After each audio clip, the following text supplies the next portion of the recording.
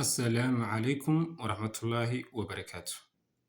Maanta waxaan wadaa su'aashaas oo ah dadka magaaladu waxa ay soo saaraan ama ay cunaan faa'iidadiisa oo iyagu ay la soo baxdeen oo ayna ka sugayn bini'aadan.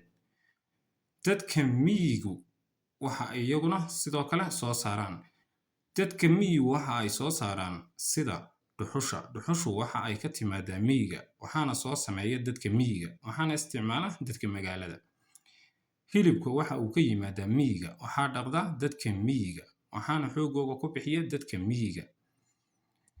Caanuhu waxa ay ka yimaadaan miyiga, waxa sameeya ama isticmaala waa dadka magaalada.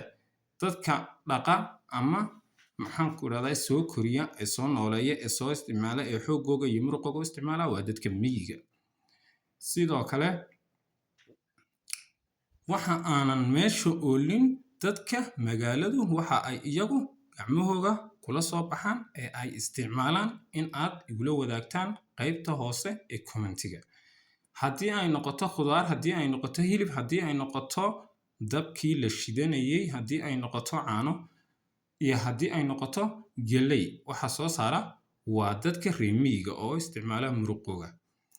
Dadka reer magaalku ma jira waxay iyagu la soo baxeen oo ay gacantooda kula soo baxeen oo ay isticmaalaan. Qofkii hayaa waxa ay gacantooda kula soo baxeen oo ay isticmaalaan wuxuu igula soo wadaagi karaa qaybta commentiga.